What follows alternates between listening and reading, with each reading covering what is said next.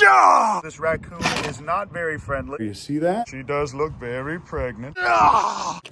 We're gonna go ahead and syringe feed him. Why is it running right over the kangaroos? Patrick is no longer scared of the dogs. You guys, I think Gort is dead. All right, everybody. Someone just dropped off this great horned owl. Look at this beautiful creature. But yeah, he's definitely got head trauma. And his eye looks a little glazed over there. You see that? He weighs 786 grams. So we're gonna go ahead and fill this bad boy up to 30 milliliters at least. This is a big owl, and he's really dehydrated. But we're gonna go ahead and inject it right into that little armpit right there. You guys see that flappy skin? I'm done injecting this. I go ahead and twist it and pull out.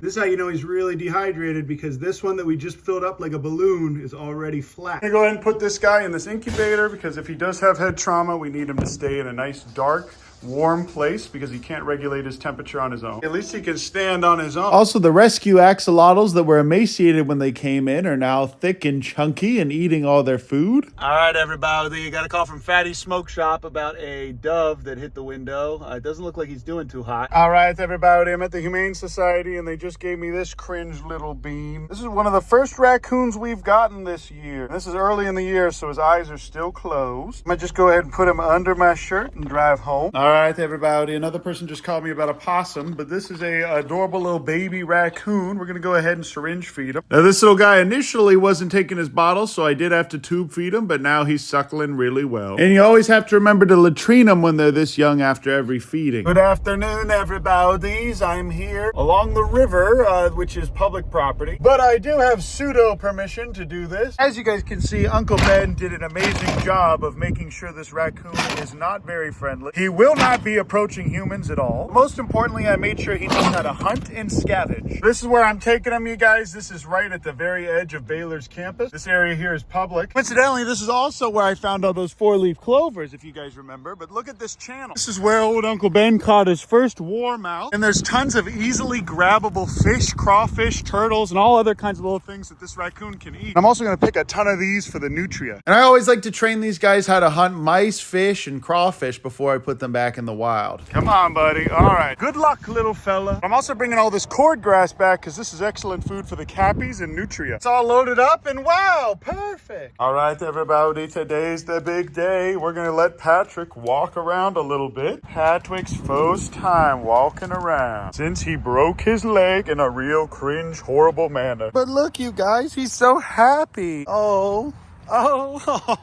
Here it is. I'm taking the thumbnail for the last video, because I am horrible at making thumbnails. Look how big his huge horns are now. Wow, what a beautiful creature he's turned into. This little guy had a bit of a Sigma arc himself. And this man is still my baby, and for some reason he never tries to headbutt me, just everyone else. This little guy will try to headbutt everyone except for me. And also, I think this is alfalfa growing. Is this alfalfa, you guys? What is this stuff? But also, Patrick is no longer scared of the dogs at all. And he's still always going to be my precious little baby. All right, everybody. Patrick is free-ranging this whole area now. And some folks just dropped off a pregnant mother squirrel that got hit by a car. And she does look very pregnant. All right, everybody. Look at the cappies just laying down over there. This guy just has to be right in front of where I'm stepping every second. Now that we've gone ahead and released the raccoon, the cappies have been reunited. We're actually going to rehome Sylvester. And because we can't have Kumala and Sylvester together with these ladies, and the ladies clearly like Kumala a lot more now, I have to just carry this guy around whenever I'm walking. But look at how Gort is just sleeping. You guys, I think Gort is dead. Oh no, you guys. Gort is dead. Oh, never mind. Sylvester is the cringe fellow that I did let have the females all to himself for a good while. But Gort and Quandale actually bullied him and started biting him again. And I think they were doing that because he was too small. But now that Kumala had his Sigma arc with the dogs, and he did nothing but eat a ton of food and all of this grass, he is now the same size as the females, which means that they respect him a little bit more. I think this little guy was just trying to mate with them too much, and he's tiny, so they were getting tired. But all right, there he goes. But Kumala is going to be going to a friend of mine's petting zoo in North Texas, close to the Oklahoma border. And she's going to tame him down and take really, really good care of him. He already will eat out of your hand. What's important is he will be going to a wonderful home where he won't be bullying any of my animals, and he'll get plenty of attention and scratches. And Kumala will stay here as the Sigma champion and take good care of my precious Quandale and Gort. But now that that raccoon is back in the wild, I'm going to put this in here for the nutria and piglets. And because it's going to be a few more more months before we end up getting any baby hawks, owls, or other little creatures that we could put in here. This will be perfect to put in here for the pigs and nutria. And I also got all this cord grass from the river. As you guys can see, these little pigarinos are friendly now. This will be an excellent little nest for the nutria and the other little creatures that are in here. Oh, look at Nibblerton standing on his hind leg. I have some grass for you. Now, this is what they eat in the wild, you guys. This is actually one of their favorite things to eat. Look at him chewing on this. Because I can't legally release any of these creatures back into the wild because they're invasive. Now these guys get to grow up in a much more natural setting and hang out with these nutria. Are you hiding from me, Nibblerton? I don't know if Patrick has met garbanzo beans yet. If he has, it's been a while. Uh-oh, you guys. She's not sitting on her nest anymore. I'll show more at the end of the video, but I think a skunk ate all of her eggs. Poor mama. This guy doesn't even know what's going on. But the next time I see her make a nest that's in a bad spot like that, I'm just gonna put them in the incubator. And I guess it's a good thing that those eggs didn't hatch, because now we can have an alligator gar in there. Oh boy, someone's been having infinite access to food. Okay, Patrick, stay close to me. I'm walking Patrick all the way back to the eagle flight pen. I think that would be a perfect place for him for the time being. All right, I'm gonna go ahead and throw garbanzo beans back to his pond.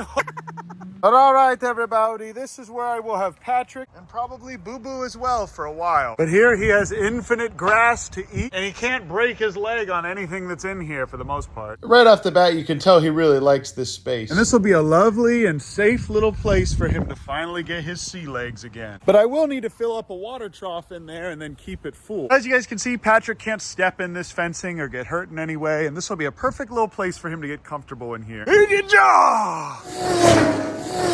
And if he wants to at any time, Patrick can just go in here and get out of the cold or rain. I'm gonna go ahead and walk up in here though so you can see it. Yeah, here it is, buddy. So this is where Patrick can bed at night. Or if it gets real cold and rainy, this is just where he's gonna be able to go to. So this is the perfect little enclosure where I know he's not gonna be stupid and break his leg on something. And he can jump in and out of here easily. But look at all this fresh grass. And pretty soon this will be a pond as well. And even though the road noise up here is kind of loud, these ladies love to hang out here. What is that down there? These girls are both so sweet. Wind was really bad, but I was just saying that it's funny how this one's just an old ratchet version of the other one. Also, I found this free kid at Walmart. Ready? Throw him. This is just how Gerbringle Beans is, you guys. I could throw him in the water 5 to 10 times and he could still fly right back like that to me for me to throw him again. And I've had chickens that liked being thrown in the air, but never a duck. Okay, I'm herding all these guys back in there because it's getting kind of old having them up here. Somebody just dropped off a rabbit that is totally old enough to be released. His ears are all the way up and all of these guys about are ready to go back to the wild. I think there's one that's still in here. Oh, back-to-back drop-offs. These other guys just brought us 5 possums. And these guys definitely do need to be bottle fed still. Also, I know a lot of you guys are going through capybara mukbang withdrawals, so I'm working real hard to revive it for you all. I'm gonna make it so all the revenue from the capybara mukbang channel goes directly into food and supplies for the rehab. So don't be cringe, subscribe to capybara mukbang. Fortnite. But look at this little guy hopping around all on his own. Oh, look at that little guy. And then there's Kevin. Look how cute Kevin is. Good evening, everybody. I'm with B-Alt. B-Alt is back for a Christmas special. The cappies are chilling over here. Brandon just saw a skunk. And there's the baby hopping out. We have never seen a skunk here on the property before. And what I'm wondering is how did that thing even get in here? I hope it doesn't attack the baby. There it is, you guys. I've never seen a skunk here on the property ever. Why is it running right over the kangaroos? No. And it didn't even spray them or anything. It just ran right by them like it was nothing. I guess it lives under the shipping container. I guess this is where that skunk lives. You see anything in there? And one more thing I'll show you guys is I literally cannot walk back to the house.